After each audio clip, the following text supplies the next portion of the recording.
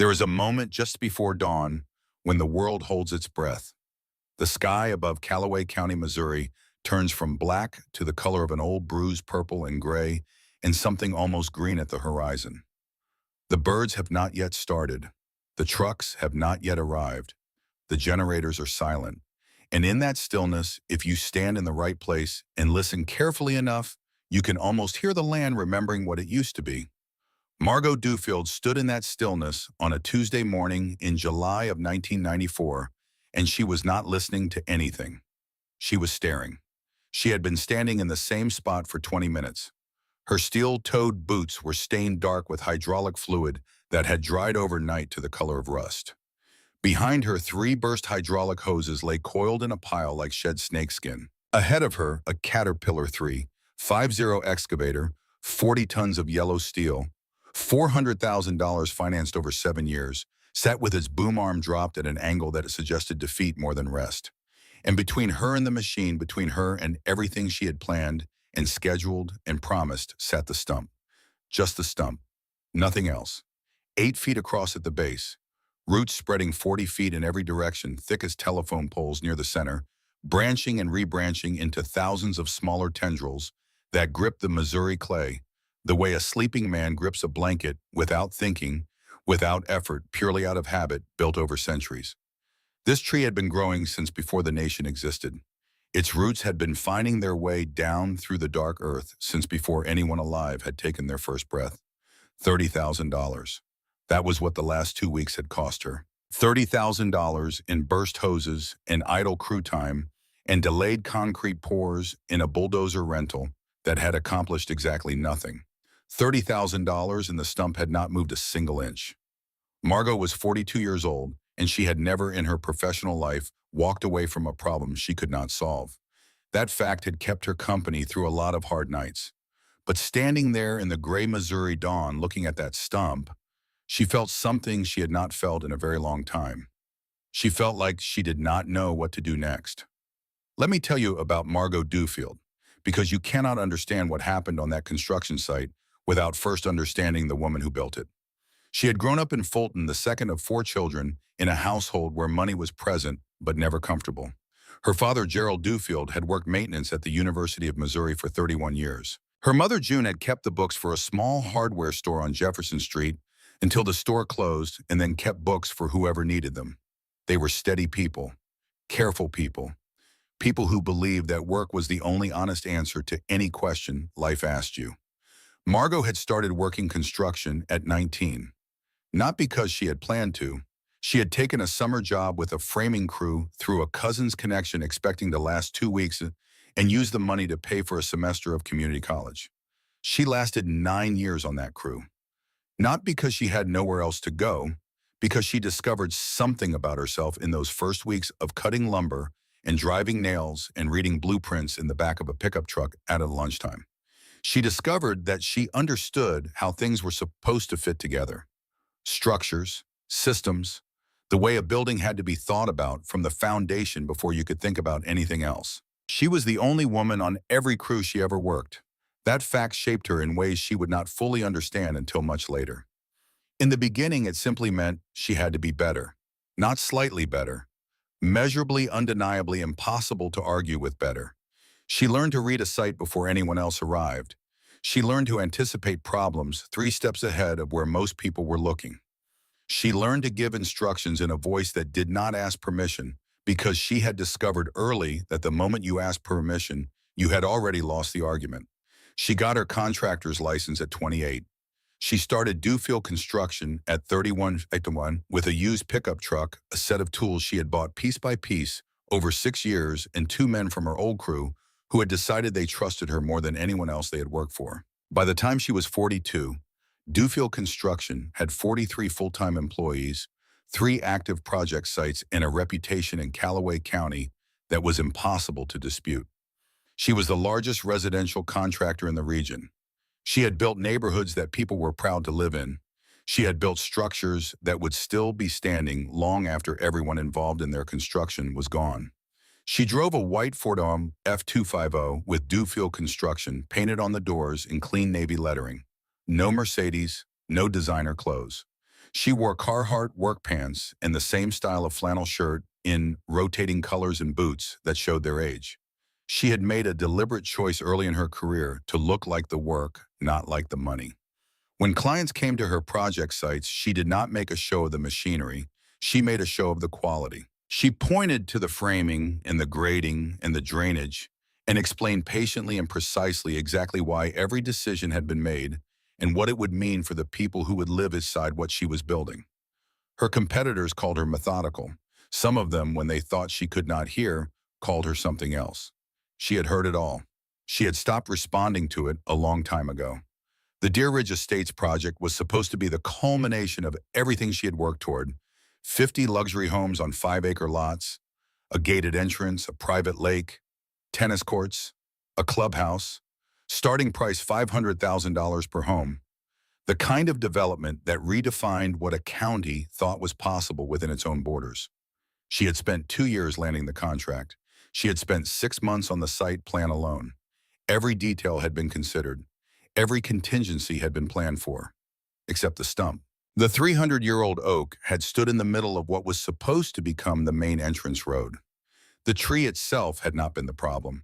A professional tree removal crew had arrived with specialized equipment and spent 2 days reducing it to lumber and sawdust. The wood had been hauled away. The crew had collected their check and driven off. What remained was the stump. And the stump, as Margot had been discovering for 2 weeks, was not interested in leaving. She had been certain it would not be a problem. She had brought in the Caterpillar 350 herself. She had given the job to Ray Briggs, her site foreman, for 11 years, a compact and precise man from Boonville, who had forgotten more about heavy equipment operation than most people ever learned. Ray had looked at the stump, looked at the excavator, and said nothing that suggested concern. That had been 14 days ago. Now let me tell you about the first attempt, because that is when Margot should have understood that this was not an ordinary problem. Ray had positioned the excavator carefully. He had wrapped the bucket around the base of the stump with the mechanical deliberateness of someone who knew what hydraulic pressure could and could not do. He had engaged the system. The machine had groaned in its particular way, a sound like an enormous animal being asked to do something it found slightly undignified. The tracks had found their grip in the clay. The engine had shifted into a lower register. The stump had not moved. Ray had tried 3 approach angles.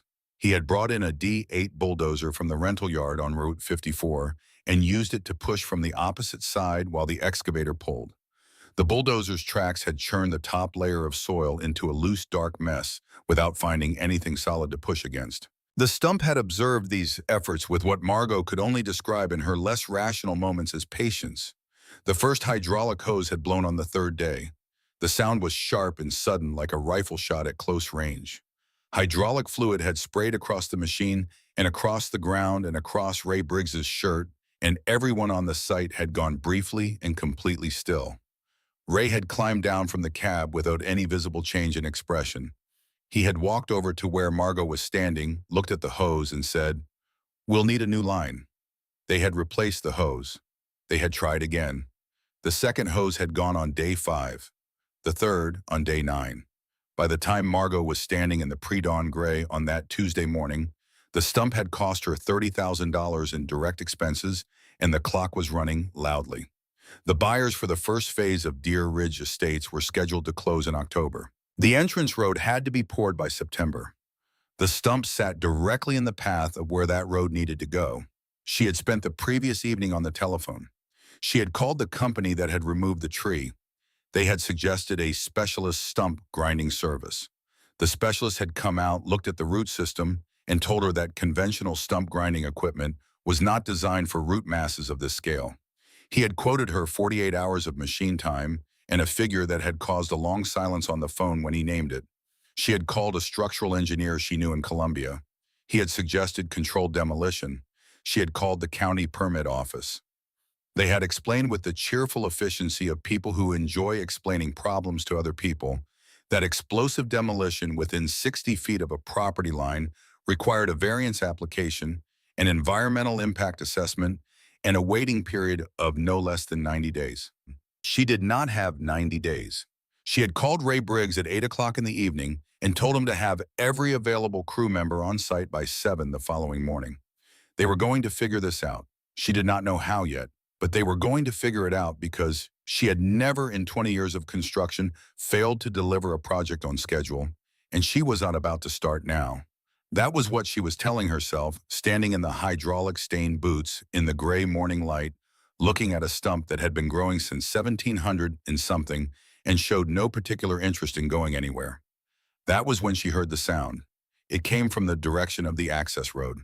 A metallic rhythm, regular and slow like the world's largest mechanical clock, being carried toward her across a gravel surface.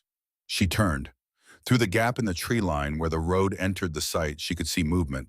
Something low and wide and orange, a color that had faded over many decades to something closer to dried clay, was moving toward her with the deliberate, unhurried pace of something that had never been in a hurry and saw no reason to start. The Caterpillar 20 crawler tractor had been built in 1930. It weighed approximately 5,000 pounds. It rode on steel tracks rather than rubber ones, and those tracks made a sound against the ground that was unlike any modern machinery, a clanking measured almost musical percussion that seemed to belong to a different era entirely, which was precisely because it did. The engine ran on gasoline and produced under ideal conditions approximately 25 horsepower, which was less than many riding lawnmowers made today. There was no cab, no enclosed operator station, no climate control of any kind. The man sitting in the exposed metal seat was visible from head to boot, and he sat with the straight, unhurried posture of someone who had learned his back from years of open-air work and found the arrangement entirely satisfactory. Behind the machine, attached by a simple ball hitch, came a flatbed trailer loaded with equipment, chains of various weights, a collection of steel pulleys still in their original configuration, wooden blocks cut from thick hardwood, steel stakes with driving caps on their ends, a collection of tools and rigging that looked from a distance like the inventory of a farm equipment museum. The man on the tractor was Earl Macon. He was 71 years old. He had farmed 320 acres on the eastern edge of what was now the Deer Ridge Estates construction zone for 45 years. He was lean in the way that men who work outdoors for decades become lean, not from discipline or intention, but from the simple arithmetic of burning more than you consume day after day, season after season for most of your adult life. His hands on the steering clutch levers were large and brown and moved with the economy of motion that comes from knowing exactly what something requires and doing no more than that. He brought the Caterpillar 20 to a stop at the edge of the active work area. He climbed down from the operator's seat with the measured deliberateness of a man whose bones had developed opinions about sudden movements.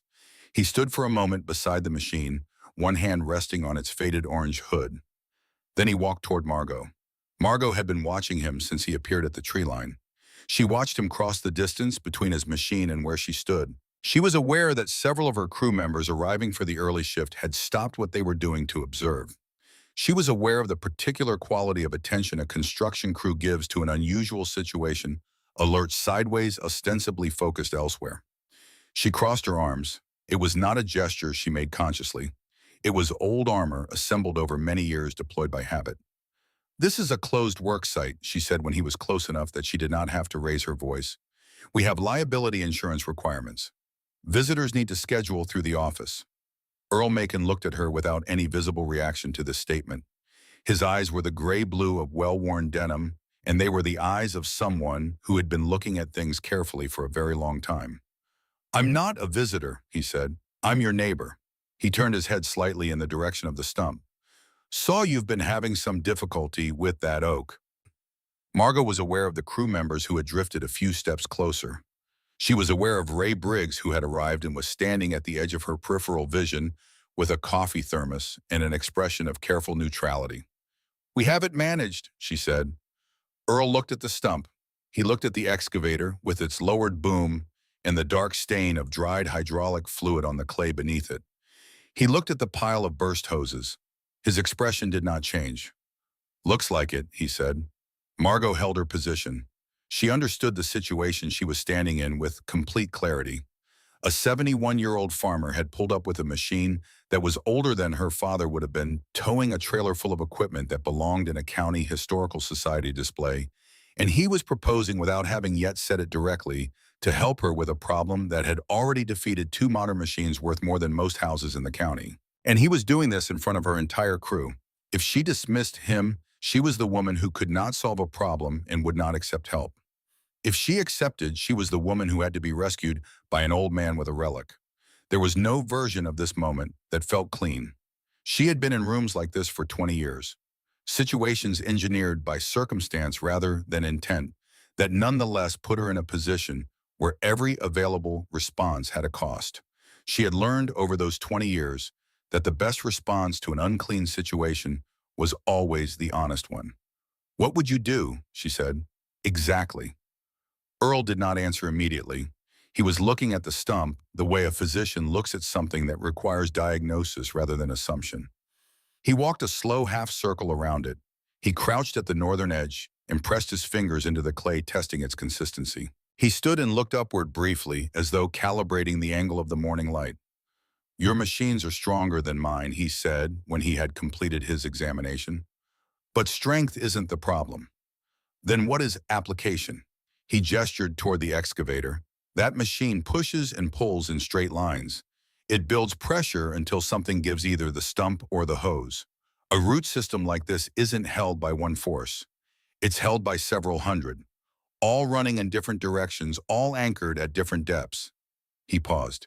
"You can't beat all of them at the same time. You have to beat them one at a time." Margot looked at him. She looked at the trailer with its chains and pulleys. "And you can do that." "I've done it before." The crew was watching. Ray Briggs had stopped pretending not to watch. Margot stood in the hydraulic-stained morning and made a calculation that had nothing to do with mathematics and everything to do with the honest accounting of her situation. "If your equipment breaks down," she said, "you haul it off yourself." "It won't. If it does, then I will."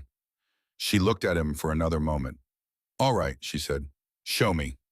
Now let me tell you what happened before Earl Macon climbed back onto that orange machine. Because it matters, and because no one who was there that morning would have known to look for it." Ray Briggs saw it.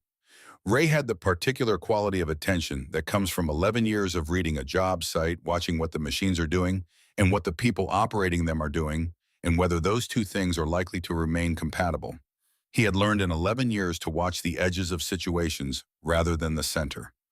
Earl walked back to his machine. He walked at the same pace he had walked, everything measured, unhurried. He stopped beside the Caterpillar 20 and put his right hand flat against the orange hood. Just rested it there. Not gripping, not checking anything mechanical. Just resting. His shoulders moved once. It was not much. It was the movement of a man drawing a breath that went somewhere deeper than his lungs. Ray watched it and then looked away, because there are moments that don't belong to observers, and he recognized this as one of them. What Ray Briggs did not know, and would not know until more than 2 years later when he heard it from Boyd Macon at Earl's retirement gathering, was that the Caterpillar 20 had not left the Macon farm since the spring of 1967, the year Walter Macon had died. Earl had driven it out of the field where Walter had last left it. He had brought it into the equipment barn. He had started it every month for 27 years.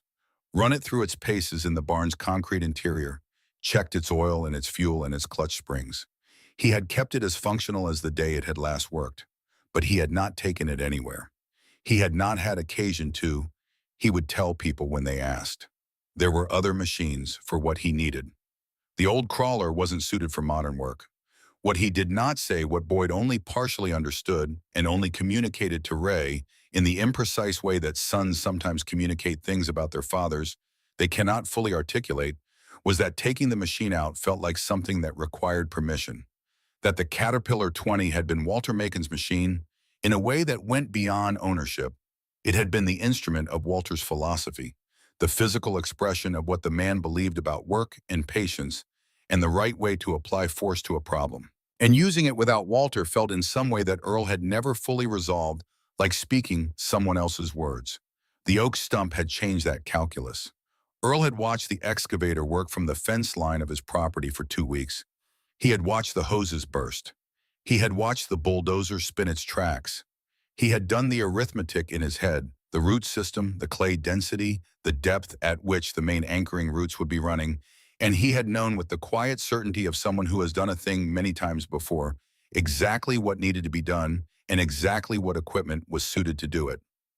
Walter Macon had told him the last time they worked together that the machine did not belong to any one man, that it had been built to work and that a tool kept from its purpose was not being honored, it was being wasted. Earl had thought about that conversation many times over 27 years. He was thinking about it now with his hand flat against the hood and the morning pressing in around him. Then he straightened. He pulled himself up into the operator's seat. He checked the levers the way he always checked them in the same sequence, each one tested and released, in order, a habit from his father that had become his own. He set the choke. He pressed the starter. The engine caught on the third compression. It coughed twice and settled into the rhythm it had been settling into for 64 years, a sound that was not smooth by any modern standard, but was consistent in the way that very old, very well-maintained things sometimes are. Like a heartbeat that has found its pace and sees no reason to alter it. Margot Duffield stood at the edge of the work area and watched Earl Macon begin to pull equipment off the trailer. She had made her decision. She had made it clearly, and without what she privately called the negotiation she sometimes had to conduct with her own doubt. The situation was what it was. The options were what they were. She had accepted help from the only source currently offering it, and now she was going to watch and pay attention because she had built everything she had by paying attention. Ray appeared at her shoulder. You know who he is? He told me he farms the property to the east. His family's been on that land since the 40s, his father before him. Ray paused. You know what that machine is? I can see what it is. It's a Cat 20. They stopped making them in the early 30s. Ray was quiet for a moment. My grandfather had one, ran it for 30 years.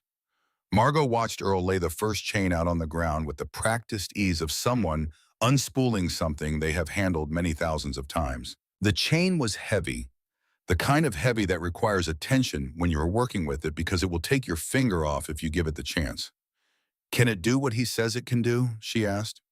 Ray considered this in the way he considered everything without rushing. I think he said that we should watch. She watched. The sun came fully over the eastern tree line and turned the construction site from gray to gold.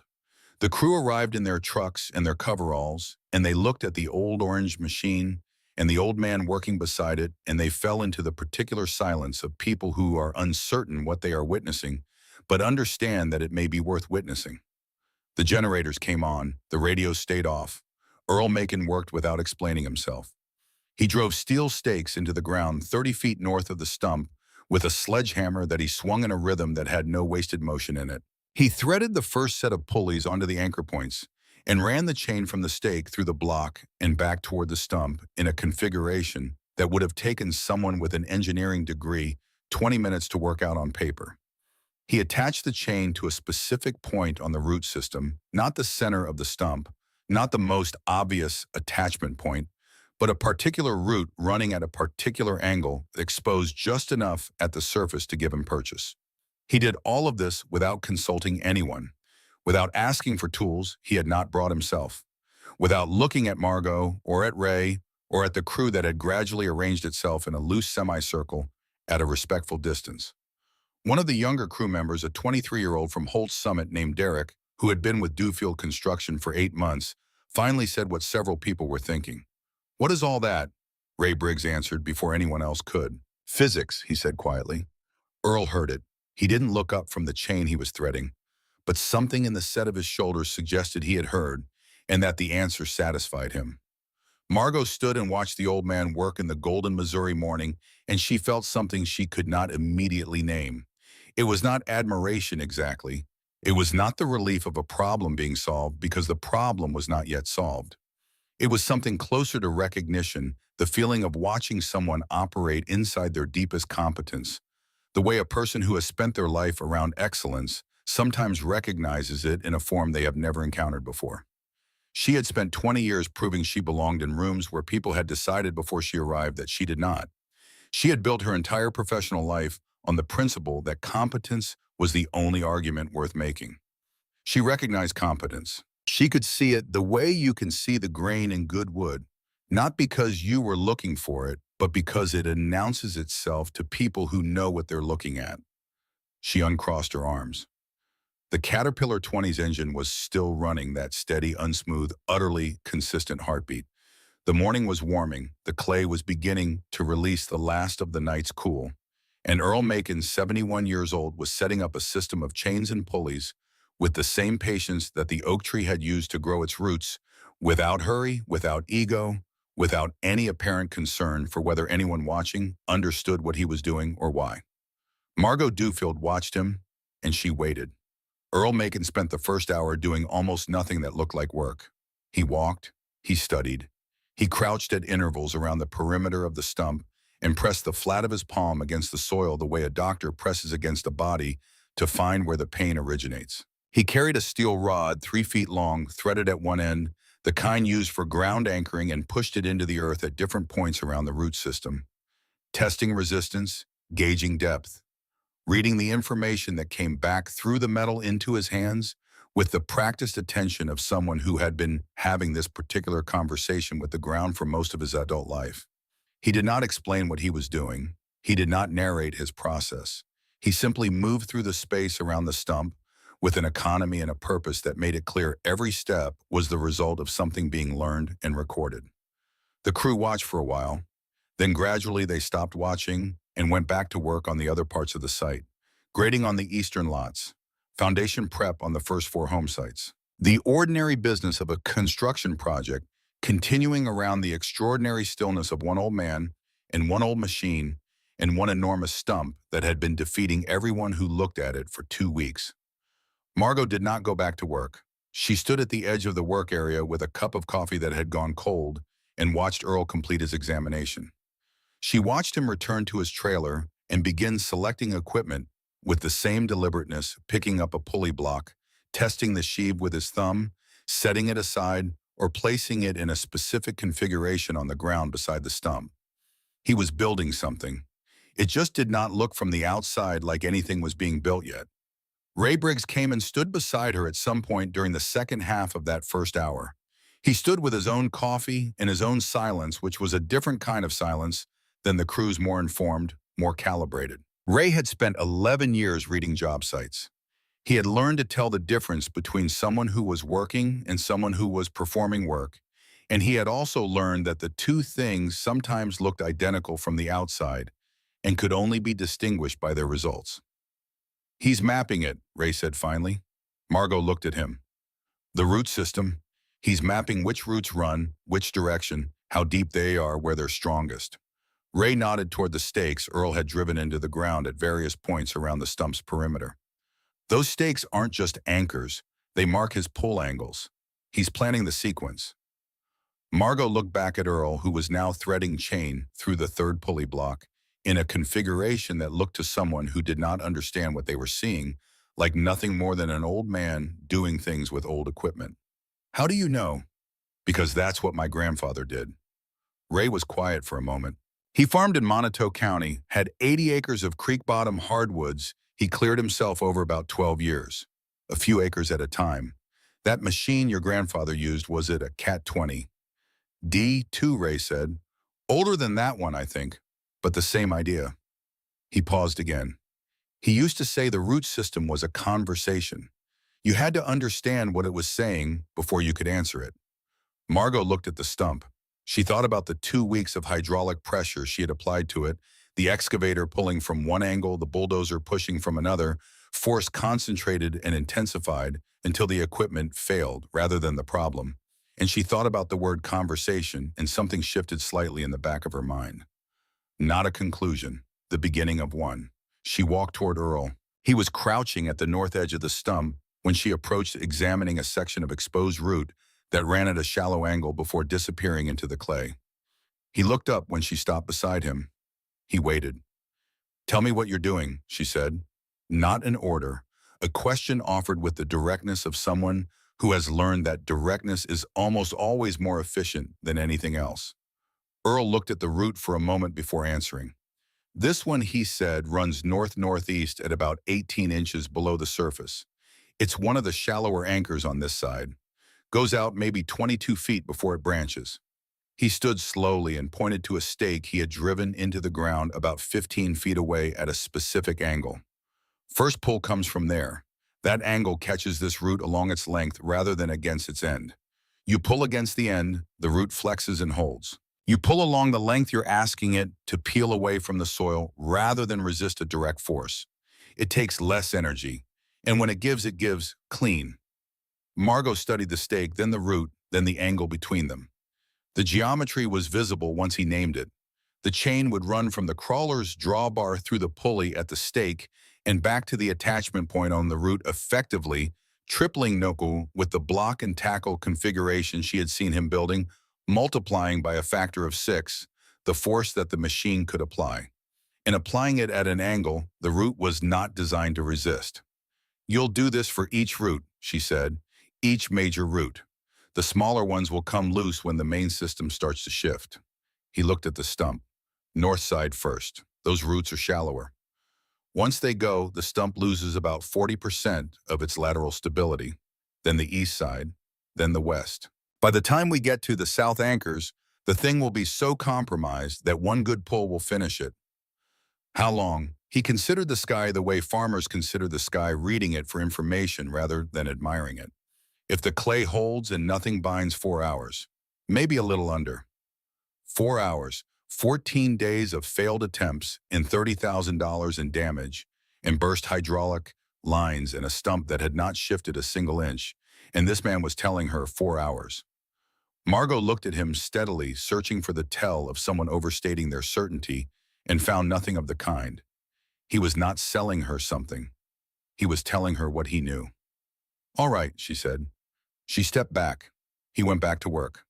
It was Ray who told her the rest of the story later that afternoon during the long, slow period of the first pulling sequence when time moved differently. He had been talking to Boyd Macon Earl's son, who had driven out during his lunch break from his job at the implement dealer in Fulton to see what his father was doing, and Boyd had filled in the history with the matter-of-fact brevity of someone relaying information he had known so long it had stopped being remarkable to him. Walter Macon had bought the Caterpillar 20 in the spring of 1932. He had paid $800 for it, a machine 2 years old already used hard by a farm equipment dealer in St. Louis who had taken it in trade. $800 in 1932 was not a sum that a man like Walter Macon arrived at easily. He had saved for 3 years, made arrangements with the local bank for a term. He spent 2 years repaying and had driven the crawler home himself over 3 days of unpaved county roads, sleeping in the cab the first night and in a barn the second. He had known what he was buying, not just a machine, but a capacity, the ability to do work that could not otherwise be done, to break ground that horses could not break, to pull loads that could not otherwise be moved, to clear and grade and prepare land that would otherwise remain beyond reach. In the language of that era in that region, it was the difference between a farm that survived and a farm that expanded. The survival part became urgently relevant 2 years later. The drought of 1934 had come to central Missouri with the comprehensiveness of a verdict. The creek that ran along the southern edge of the Macon property dropped to a muddy trickle by June and stopped flowing entirely by August. The corn came up stunted and yellowed and surrendered before it produced. What pasture grass remained was brown and crackling by July. Half the farms in Callaway County lost significant portions of their livestock that summer, and several families that Ray Briggs knew from county records sold out entirely and moved to Kansas City or St. Louis looking for factory work that was itself barely available. Walter Macon had seen what was coming.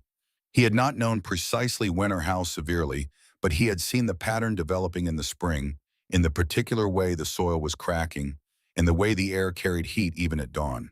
He had made a decision that his neighbors found puzzling, and that his wife Cora accepted with the quiet trust of a woman who had learned over 15 years of marriage that her husband's instincts about land were reliably worth following. He had spent 6 weeks that spring using the Caterpillar 20, opening 80 acres of creek bottom hardwood on the far eastern edge of his property, land that had never been farmed, land that was lower than the surrounding fields, closer to the water table, sheltered by topography from the worst of the prevailing winds. He had worked it alone, mostly pulling stumps and grading and clearing, with the patience of someone who was not racing toward a deadline but working toward a future. His neighbors, watching from the road, had wondered why a man with crops to tend was spending his days in the timber.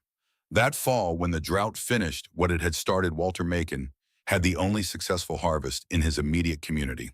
Not because the rains had come to him differently, because the 80 acres of creek-bottom ground had retained enough moisture to bring a crop through what the upland fields could not survive.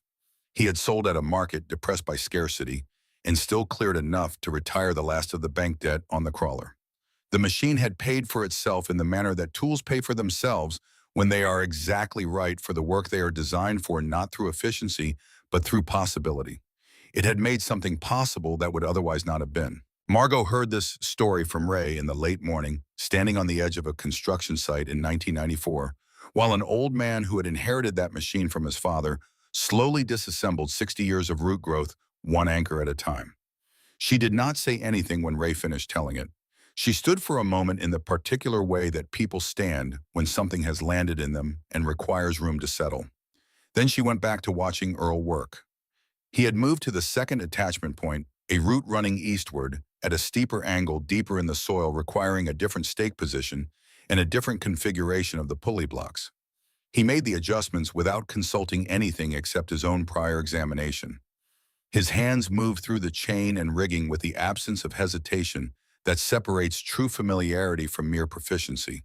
The Caterpillar 20's engine ran at its steady, uneven idle, not hurrying, not faltering, simply continuing the way things continue when they have been correctly maintained and correctly used for a very long time. The second pull began at 11:40 in the morning. For the first 30 minutes, nothing that an outside observer would have recognized as progress occurred. The chain went taut, the pulleys loaded, the crawler's tracks compressed into the clay and held. The engine's rhythm changed slightly, a deepening, a shift toward a lower register that spoke of real load rather than idle. And the stump sat in the morning light exactly as it had always sat, apparently unmoved and unmovable. Earl did not increase the throttle. He did not shift the angle.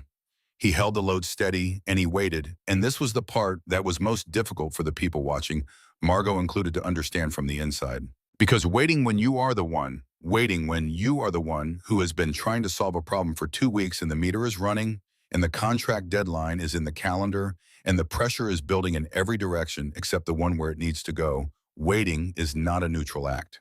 It is its own form of work. Margot felt it physically. The pull to act, to adjust, to try something different, to generate movement, even if movement was not the right answer. She recognized the feeling because she had been overriding it for 2 weeks every time she told Ray to try a different angle or bring in an additional machine. She had been substituting action for patience because action felt like progress even when it was not. She stood still. She made herself stand still. She watched the chain and the pulleys and the crawler and the stump, and she waited. The sound came at 11:58, a deep organic crack that seemed to come from beneath the ground rather than at its surface, a sound like old wood splitting but lower, slower, more fundamental. The clay at the north edge of the stump's surface cracked in a line that ran outward from the root attachment point like a sentence spreading across a page. The root moved. It did not leap or snap or arrive with any drama. It moved the way old things move when they finally release gradually and then completely, and then it was done. A section of root 6 inches in diameter and running horizontally through 3 feet of Missouri clay simply came free, trailing dark soil from its entire length, and lay exposed on the surface in the morning light. The crew member nearest to it, Derek from Holt's Summit, took an involuntary step backward. Then he stood very still, looking at the exposed root with an expression that had not yet decided what it was. Earl disengaged the crawler's clutch. He climbed down. He unhooked the chain from the freed root and moved to the next attachment point without any alteration in his pace or his expression. He did not look at Margot. He did not look at the crew. He looked at the stump and at the ground around it with the same evaluative attention he had been applying since 7 that morning. Margot did not move. She was aware precisely and completely that she had stopped breathing for a moment when the root came free. She was aware that she had let the breath out slowly and quietly and that no one had noticed. She was aware that something had changed in the construction site around her. Not loudly, not with announcement, but unmistakably. The quality of attention had shifted. The crew had drifted back 1 or 2 at a time to positions where they could see the stump without obviously watching it. Ray Briggs appeared at her shoulder again. He said nothing. He stood beside her the way he had been standing beside her on job sites for 11 years, which was close enough to be useful and far enough away to give her room to think. He was right, she said. It was not a question. Yes, Ray said. She looked at the exposed root. She looked at the stump which had not visibly moved, but which had she understood now taken its first genuine loss. The root system was a structure like a building, and structures failed the way buildings failed, not all at once, but piece by piece load redistributing from the failed element to the surviving ones until the surviving ones bore more than they could carry. The next one will be faster, Ray said. How do you know? Because once the system starts to go, it starts to go. The load redistributes. The remaining roots each carry more than they were designed for. Each one after this will be working harder than the last, and a root that's working harder than it was designed for doesn't last as long as one at its natural load. Margot considered this. It was engineering in a language she understood: load paths and failure cascades in the mathematics of distributed systems. The same principles that governed the structures she built applied to a root system that had been building itself by the same principles for 3 centuries. How did he know the sequence? She said. Which route to take first? Yes, how did he know the north side was shallower? Ray was quiet for a moment. Experience, he said, and the rod. He was reading the resistance when he pushed that steel rod into the ground this morning. Shallower roots resist differently than deep ones. Different texture in the soil, different flex when you probe near the root rather than between them. He paused. It's like reading a patient. You can't see inside, but you can feel enough to know where to look. Margot stood with this for a moment. She thought about what it meant to have that kind of knowledge. Not the kind you learn from a textbook or a training course or a certification program, the kind you accumulated over decades of doing a specific thing in a specific place with specific materials until the information stopped living in your conscious mind and started living somewhere further down in the place where hands know things before brains do. She had some of that herself, not with root systems, with structures, with the particular way a frame settles when it's right, and the slightly different way it settles when something is off by a degree you can't yet measure. She had learned that from 20 years of looking and touching and listening, and she had learned it in a way she could not fully articulate to anyone who had not done it themselves. Earl Macon had it with this. With the earth and with load, and with the patient application of mechanical advantage to systems that did not want to be moved. The second root came free at 12:41, the third at 1:17. By then the crew had completely stopped pretending to work on anything else, and no one was managing their attention anymore. The construction site had reorganized itself around the stump the way a crowd reorganizes around something extraordinary, not by anyone's decision, but by the collective gravity of a thing worth watching. Earl worked through it all without acknowledging the audience. He moved between attachment points. He reset pulleys. He repositioned his anchor stakes as the angle of attack shifted around the stump's perimeter. He drank water from a metal canteen he kept on the trailer and ate something from a paper bag. At one point, a sandwich, it appeared, produced and consumed with the same economy that characterized everything else he did. The stump was tilting now. Not dramatically, perhaps 10 degrees from its original vertical, perhaps a little more, but the tilt was visible. The ground around its base had broken open in several places where roots had torn free, leaving raw, dark cavities in the clay. The stump's resistance was not gone, but it was diminished, and the diminishment was visible to anyone looking. Margot had been watching for hours. She was aware that she was watching differently than she had watched anything in a long time. Not analytically, not with the part of her mind that was solving problems and making schedules and running calculations. She was watching with something older and simpler than that. She was watching the way you watch something that is teaching you when you have become still enough to let the lesson arrive. She had spent 20 years building things. She had built them well, and she had built them on time, and she had built them in the face of conditions that had told her in various languages that she did not belong in the rooms where the decisions were made. She had answered every one of those conditions the same way, with effort, with preparation, with the relentless application of capability in the direction of the problem. More force, better equipment, earlier mornings and later nights, and the refusal to stop until the thing was done.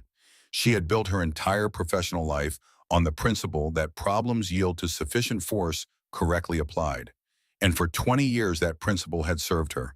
But sufficient force had not moved this stump. More force had only destroyed her equipment. And what was moving it now, what had already freed four major roots and set the thing tilting at 10 degrees from its long vertical, was not force at all in the way she had been applying force. It was something else. Something that looked from the outside almost like the opposite of force. It was time. It was sequence. It was the willingness to understand the shape of a problem before you answered it. It was the kind of patience that does not feel like waiting because it is itself a form of action. The action of learning before committing, of mapping, before moving, of choosing where and how, and in what order to apply what you have, rather than simply applying everything you have at once and hoping. Frank Briggs, not Ray, but one of the younger crew leads who had been watching from the north side, said something quietly to the man beside him that Margot overheard. Why didn't we think of this? The man beside him, who had been operating excavators for 9 years, said, because we weren't trained to. Margot heard both statements and stored them in the place where things go when they are true and important and not yet fully understood. The fourth root released at 2:45. The fifth at 3:12. By then the stump was tilted at close to 20 degrees, its southern face still anchored in the deep clay, but its northern and eastern sides exposed and raw and open to the Missouri afternoon. The hole that was forming beneath it was already substantial, dark Missouri earth turning over as roots came free, revealing the color and texture of soil that had not seen light since before anyone alive had been born. Earl climbed down from the crawler after the fifth root. He walked to the stump and crouched beside its southern base for a long time. He put his hand flat against the exposed wood at the stump's underside near where it entered the ground. He held it there. Margot watched him. She had learned in the hours since the first root had come free that this gesture, the hand flat against the surface, was how he listened. Not with his ears, through his palm. The vibration of stress in a material underload, the particular tension of something that was holding, but holding less than it had been. Reading the stump the way a physician reads a pulse. He stood. He looked at Margot for the first time in several hours. Not because he needed permission or reassurance or anything from her particularly. He looked because this was the moment when it was appropriate to look. South side last, he said. The main tap roots. I'll need a heavier chain. She nodded. Do what you need to do. He went back to the trailer. He pulled out the chain she had noticed when he first arrived, the one that was different from the others, the one whose links were the size of a grown man's closed fist. He carried it with the particular care of someone handling something that has very specific opinions about being handled carelessly. The afternoon light had shifted west and was coming in low and golden over the Missouri tree line. The construction site was quiet in a way it had not been quiet all day. Not the quiet of inactivity, but the quiet of collective attention. 20-some men standing or sitting at various distances, coffee cups and water bottles in hand, watching an old man with an old machine prepare to finish something that had resisted everything else anyone had been able to bring to it. Margot stood at the edge of the excavated ground and looked at the stump. It was still substantial, still ancient, still bearing the circumference and the mass of 3 centuries of growth. But it was different than it had been that morning. Something about it had changed, not its size, not its weight, but its position relative to everything around it. It was no longer immovable. It was merely large.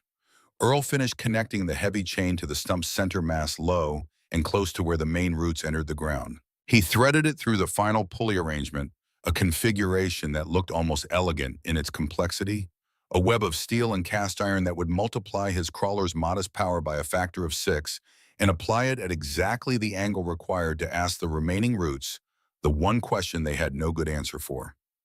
He climbed back into the seat. He set his hands on the lever. He gave the throttle exactly the amount it needed and no more. The Caterpillar 20's engine changed its register. The tracks dug into the clay and did not spin. The chain went tight as a bridge cable. The pulleys loaded in sequence, each one gathering the force from the one before and passing it forward, multiplied. The ground at the southern base of the stump began to crack. The sound that came next was unlike anything the construction site had produced in 14 days of trying.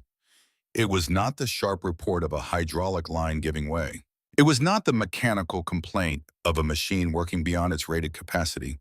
It was something that came from deeper than machinery, a sound from the earth itself, low and resonant and final, like a door closing in a room far underground. The clay at the southern base of the stump fractured along lines that radiated outward like the spokes of a wheel, and the fractures widened, and from somewhere beneath the surface came a tearing that was organic and structural. At once, the sound of something that had held for a very long time, releasing its hold in a single committed act. The stump rose. It did not happen quickly. Nothing about this afternoon had happened quickly, and the final act honored that consistency. The stump rose the way a tide rises, with a force so large and so distributed that you could not point to the exact moment it began, only to the fact that it was happening, and then to the fact that it had happened. The root mass came with it, pulling from the clay in long, tearing sections that trailed dark Missouri earth the way a ship trails water. Rocks that had been underground since before anyone had thought to name this county came up into the afternoon light. The cavity that formed beneath the rising stump was deep and dark and ragged at its edges, and from it came the smell of undisturbed earth, cool and mineral and ancient, the smell of ground that had not been opened to the air in 3 centuries. The stump cleared the surface. It tilted as it came. The southern root mass was the last to release. And for a moment, the entire structure hung at an angle, suspended between the earth it was leaving and the afternoon it was entering, and then the last root gave, with a crack that was felt as much as heard, and the stump completed its rotation and came to rest on its side in the raw Missouri clay. The Caterpillar 20's engine settled back to idle. The construction site was absolutely silent. Not the silence of inattention, the silence of 20-some men who had stopped mid-breath and not yet remembered to continue. The silence of something witnessed that requires a moment to become real. Derek from Holt's Summit had his hand over his mouth. Ray Briggs was standing with his arms at his sides and his coffee thermos hanging forgotten from one hand, its contents long cold. Several of the older crew members were looking at the hole where the stump had been with the particular expression of people recalibrating something they thought they understood. Earl Macon disengaged the clutch. He did not cut the engine. He climbed down from the operator's seat, slowly, with the same measured care he had used to climb down all afternoon. He walked to the edge of the cavity and looked into it. The hole was 5 feet across at the surface and widened below its walls, showing the cross-sections of severed roots at various depths, a geological record of 3 centuries of growth, rendered visible in a single afternoon. He stood at its edge for a long moment looking down. Then he turned and began coiling the heavy chain. The crew erupted. It started at the edges, a few voices, then several, then the whole site breaking into noise at once. Men were calling to each other across the work area, pointing at the stump and at the hole and at the old orange machine that stood at the center of it all, with its engine ticking quietly at idle. Someone was laughing, not the laughter of mockery, but the specific, uncontrolled laughter of disbelief transmuted into relief. Derek walked in a small circle with his hands on his head, looking at nothing in particular, processing something that had not yet sorted itself into comprehensible form. Margot Duffield did not move. She stood at the edge of the excavated ground and looked at the hole where the stump had been, and she was aware that she was doing exactly what Earl Macon had done, looking into the earth with the same quality of stillness, the same absence of performance. She had not planned this. It was simply what the moment required. The hole was real. The stump was on its side in the clay, its root mass exposed to the afternoon light for the first time since it had been a sapling in ground that belonged to no nation yet constituted.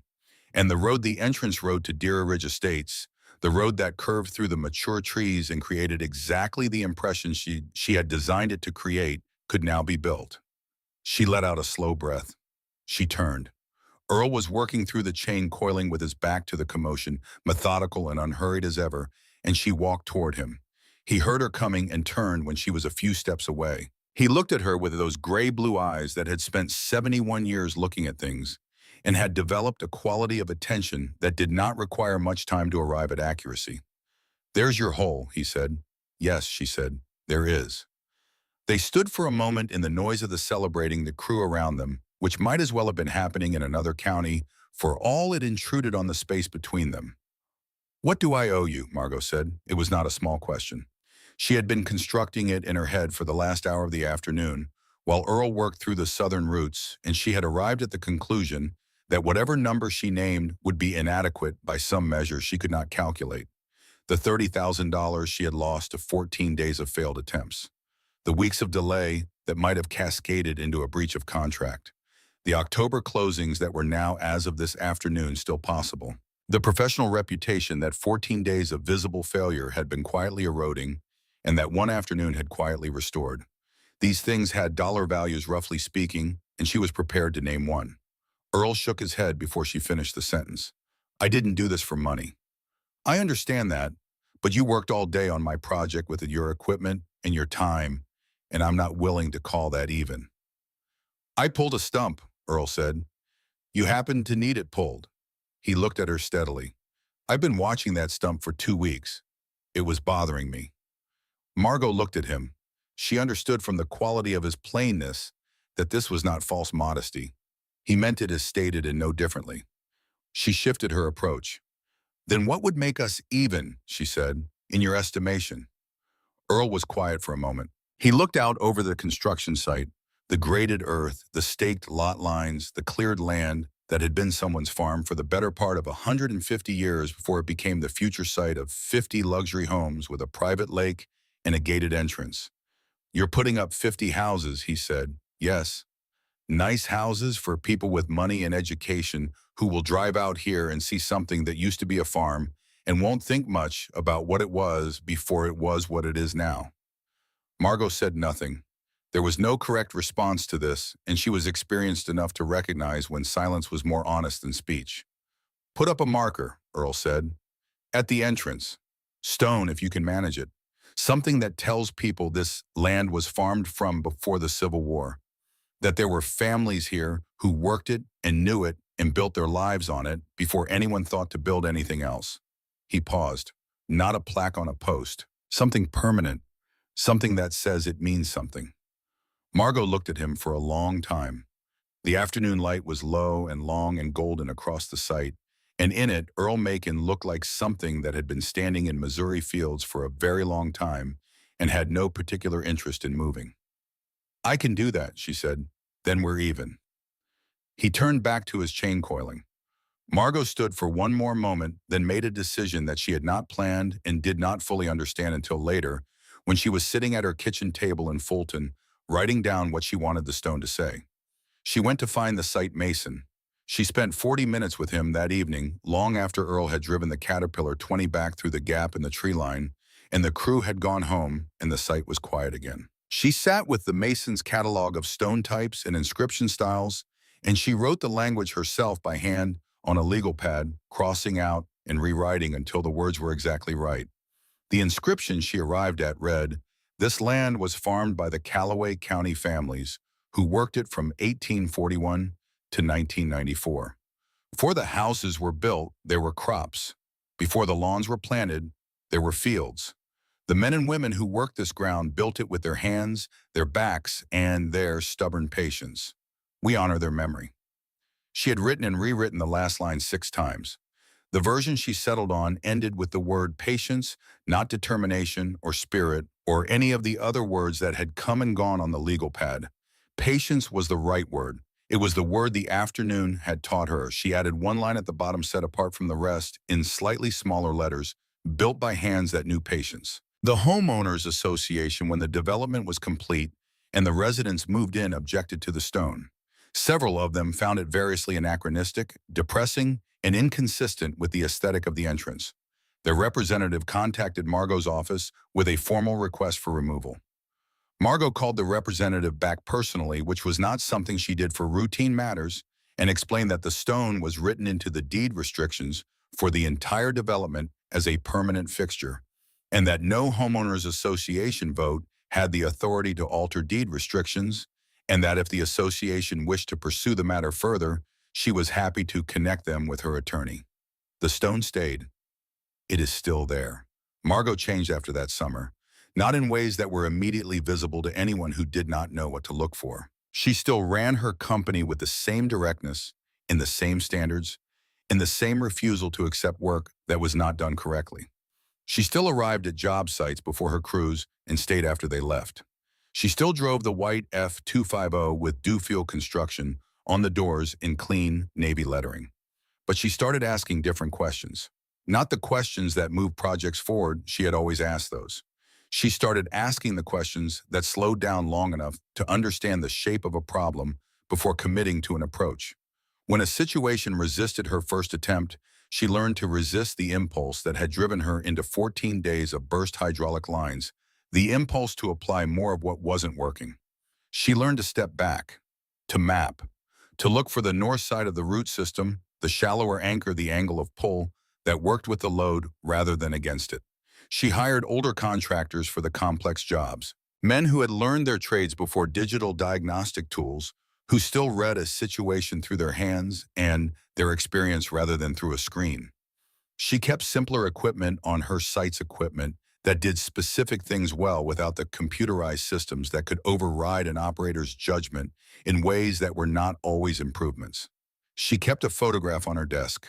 Earl had given it to her 6 months after the stump incident, produced from somewhere without explanation, and handed to her at a county commissioners meeting where they happened to be sitting near each other. The photograph showed Walter Macon standing beside the Caterpillar, 20 somewhere in the mid-1930s by the look of the light in the clothing. Walter was lean and weathered and stood with the same straight posture his son had inherited, one hand resting on the machine's hood. The crawler behind him looked exactly as it had looked that July afternoon in 1994, which was one of the more disorienting things about the photograph. Margot kept it on her desk for the rest of her career. When people asked about it, she told them the story. All of it, including the part where she had stood with her arms crossed in the early morning and told an old man that the problem was managed. She had learned in the years after that summer that the version of the story that included your own stubbornness was more useful than the version that left it out. Earl Macon died in March of 2007. He was 84 years old. He had farmed until his knees made the decision for him in 1998, and he had spent the years after that in the particular way that farmers spend retirement present on the land without being its operator, watching it with the proprietary attention of someone who cannot quite relinquish the habit of caring what it does. Boyd and his family had taken over the farm. The Caterpillar 20 remained in the equipment barn, started on the first Saturday of every month, run through its paces in the concrete interior, checked for oil and fuel and clutch spring tension. The funeral was held at First Methodist in Fulton on a Wednesday morning in early spring.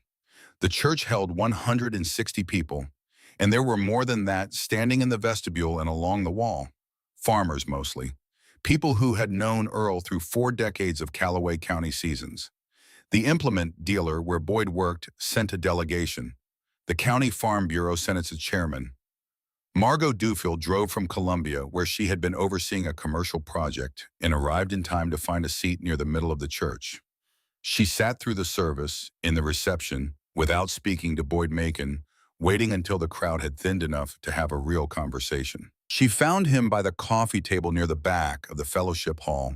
She introduced herself. He recognized the name immediately. "Dad mentioned you," he said. "More than once, Wasiyam. I owed your father a debt I was never able to properly repay," she said. She opened her coat and produced an envelope. "This won't repay it, but it's what I can do." Boyd opened the envelope. He looked at the check inside for a long moment. His expression moved through several phases that he kept mostly private. "This is too much," he said. "The stump cost me $30,000 in delays and damage," Margot said. "What your father did that afternoon saved the project. Possibly saved the company. I was closer to a breach of contract situation than I told anyone at the time. Whatever's in that envelope is the least it's worth with 13 years of interest." Boyd looked at the check again. "He never took money for that kind of thing." "I know. He told me what he wanted instead, and I did it. The stone is still at the entrance to Deer Ridge Estates." She paused. What would he have wanted this to go toward? Boyd thought about it the way his father would have thought about it without rushing. "The County Agricultural Heritage Fund," he said. "They preserve old equipment, teach school kids how things were built before computers. He used to say that if children didn't learn where things came from, they'd have no way of knowing what they were worth." "Then send it there," Margot said, "with a note that says it's from the Caterpillar 20. Boyd looked at her for a moment with the gray-blue eyes he had inherited from his father. "He was glad he did it," Boyd said. "He didn't talk about it much, but he was glad." Margot drove back to Columbia in the early afternoon through the Missouri countryside that was beginning to show the first suggestion of spring in the tree-lined colors and the quality of the light. She drove without the radio. She thought about patience and about tools that were built for specific work and about the difference between a machine designed for speed and a machine designed for stubborn. The spring of 2015 came to Callaway County with the same quality of light it always brought, that particular Missouri brightness that seems to arrive all at once after a winter that had been going on long enough. The dogwoods came out along the creek bottoms. The fields turned from the dull gold of dormancy to the particular green that means growth has started and means it this time.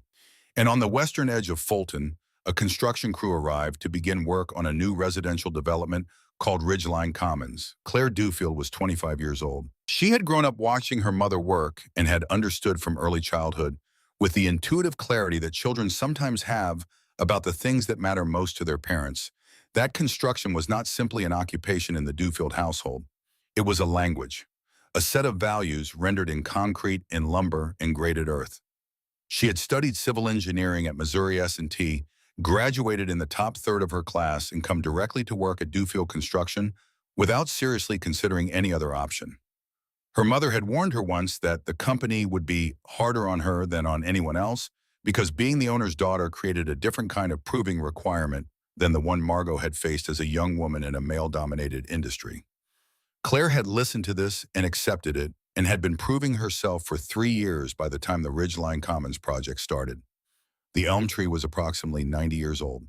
It stood at the point where the main entrance road was designed to curve, placed there probably as a windbreak at some point in the farm's history, and it had grown into that role with the single-minded commitment of trees that find a purpose early and pursue it for decades. The tree itself had been removed. The stump remained. Claire brought in a Caterpillar 374 excavator. It was newer and more powerful than anything her mother had used in 1994. She brought in a grading contractor with a heavy dozer. She gave the job to her lead operator, a man named Steve Paulson, who had been with Dewfield Construction for 9 years and who had never met a stump he could not remove in an afternoon. On the third day, with 2 hydraulic lines burst and a dozer track that had spun itself into a rut that required 2 hours to recover from Claire, Dewfield stood in front of the elm stump in the early morning and felt something she recognized from her mother's stories without having experienced it herself. She heard the sound at 7:45, a metallic rhythm, regular and slow, coming from the direction of the county road that ran along the property's northern edge. Something low and wide and orange, steel tracks on gravel, an engine that burned gasoline and turned it into motion with the straightforward sincerity of machinery from a different age. Boyd Macon was 65 years old. He had his father's posture in the operator's seat and his father's way of arriving at a place without appearing to hurry present suddenly, as though he had always been in the process of arriving and you had simply not noticed until now. Behind the Caterpillar 20 came the same trailer, fitted with the same chains and pulley blocks, maintained with the same monthly attention that had kept the system functional through 85 years and 3 generations. Claire walked toward him as he climbed down. He extended his hand and she shook it. "You must be Margot's daughter," he said. "You've got her eyes." "I've been told," she said. "You're Boyd Macon. Your father pulled a stump for my mother in 1994. He did. Boyd looked at the elm stump with the same evaluative attention that Earl had given the oak, the attention of someone reading a thing rather than merely looking at it. "Looks like history has opinions about repeating itself. Can you help?" Boyd was quiet for a moment. He looked at the burst hydraulic lines, at the rut left by the dozer's spinning track, at the stump. His expression moved through a brief internal calculation and arrived at something settled. "Probably," he said. "But first I need you to do something." "What, to call your mother?" He nodded toward her phone. "Put her on speaker. I want her to hear this." Claire looked at him. She looked at the Caterpillar 20 idling at the roadside with its steady, uneven, entirely committed heartbeat. She pulled out her phone and dialed. Margot answered on the second ring. "Mom," Claire said, "I've got Boyd Macon here. He says you know him." The pause on the other end was not long. 2-3 seconds, enough to register something. "Boyd," Margot's voice came through the phone speaker into the Missouri morning. "Is that your father's crawler I can hear running?" "It is," Boyd said, loud enough for the phone to catch it. "And my daughter has a stump she can't move." "She does." Another pause, shorter this time, and then a sound that Claire had heard from her mother in many different registers over 25 years, but not quite like this. Not with this particular mixture of recognition in something that might in a different context be called wonder. Margot laughed. It was the laugh of someone who has understood a joke that took 2 decades to reach its punchline.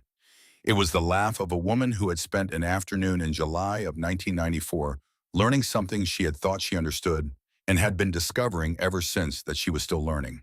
It was the laugh of a person who has watched a thing come around and finds it unexpectedly exactly as instructive the second time. Boyd, Margot said, pull the stump out for her. Make sure she watches every step. A pause. Claire, I'm here. Stand close enough to see what he does with the chain. Ask him to explain the angles. Watch how he maps the root system before he touches anything. Okay, Claire said. And Claire, another pause, and in it, something that was not quite instruction and not quite apology, and not quite either of those things, but contained elements of both. Don't sit in the car. Claire looked at the phone. She looked at Boyd Macon, who was watching her with the gray-blue eyes that had been looking at things carefully in Callaway County for 65 years. She looked at the Caterpillar 20, which was still running that steady, unhurried, unsmooth, entirely reliable engine rhythm that had been running with appropriate intervals for 85 years. I won't, she said. Boyd pulled the elm stump out in 2 hours and 43 minutes. Claire watched every minute of it. She watched him map the root system with the steel. Probe watched him set his anchor stakes at angles she would not have chosen, and came to understand why each one was placed exactly where it was. She watched the chain go taut, and the pulleys load and the ground crack, and the roots release one by one in the sequence he had chosen for reasons she could follow once she understood what she was looking for. She asked questions, and he answered them not impatiently, but with the brevity of someone who respected the question enough to give it only what it needed. She learned what Ray Briggs had learned in 1994, that the root system was a structure that structures failed by load redistribution, that the right question to ask was not how much force you could generate, but where and in what order and at what angle you needed to apply what you had. When the stump came out, Claire did not step back. She stood at the edge of the hole and looked down into the dark Missouri earth that had not been open to the air in 90 years. And she was quiet in the way that her mother had been quiet in 1994. The quiet of someone receiving something rather than generating something. Boyd coiled the last chain without ceremony. He accepted a glass of water from one of the crew and drank it standing beside his trailer. Claire came to stand beside him. Thank you, she said. Your mother said the same thing to my father, he said. He told her he hadn't done it for thanks. He'd done it because the stump was bothering him. Boyd looked at the elm now unmitramat in the clay. This one was bothering me too. Claire smiled. What did your father ask for in 1994? A stone marker at the entrance to the development. He wanted the people moving into those houses to know what the land had been before. Boyd looked at the cleared site, the staked lot lines, the raw earth of the graded roads. He used to say that land has a history, and the people who come to a place after the history happened have an obligation to know it happened. Claire looked at the site. She thought about the families who had farmed it, whose names she did not know, who had worked this ground through Missouri summers and winters for decades before anyone had thought to build houses on it. I'll put up a marker, she said. A good one. Boyd nodded. He climbed back into the operator's seat of the Caterpillar 20 with the deliberate care of someone whose bones had their own opinions about certain movements. He engaged the clutch. The machine began to move the steel tracks clanking against the gravel of the county road as it turned back toward the Macon farm. Claire watched it go.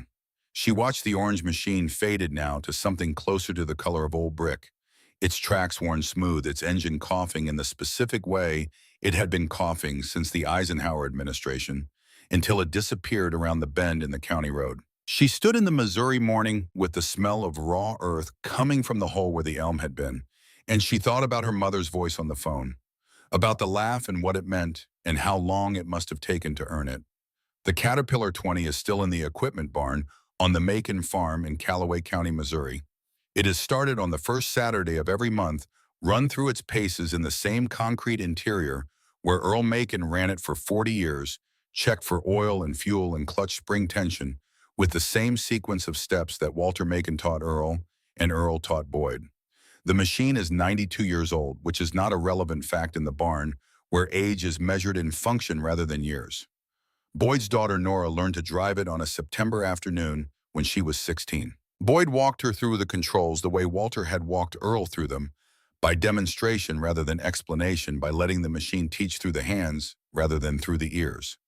Nora had the same quality her grandfather had described in his father, the willingness to be still, until you understood what you were working with before you committed to working with it. In the office of Dewfield Construction, now located in a building that Margot built in 1998 on the south side of Fulton, there is a photograph on the wall behind the main desk. It shows an old man sitting on a faded orange machine on a Missouri construction site in the summer of 1994. The light is late afternoon and golden, and the shadows are long across the disturbed earth. In the background, barely visible at the edge of the frame, is the hole where a 300-year-old oak stump used to be. Below the photograph, written in Margot Dewfield's handwriting on a piece of cardstock that has been taped to the frame for more than 20 years, are 5 words: "The machine built for stubborn." And at the entrance to Deer Ridge Estates, where the road curves through the mature trees just as it was designed to do, the stone marker stands in its original position. The Homeowners Association stopped objecting to it sometime in the early 2000s. No one is quite sure when or why, or whether anyone made a deliberate decision to accept it. It is simply there as it has always been, and the people who drive past it on their way in and out of the development read it or do not read it, and some of them stop and stand for a moment and look at it in the particular way that people look at things that remind them of something they already knew but had not found words for.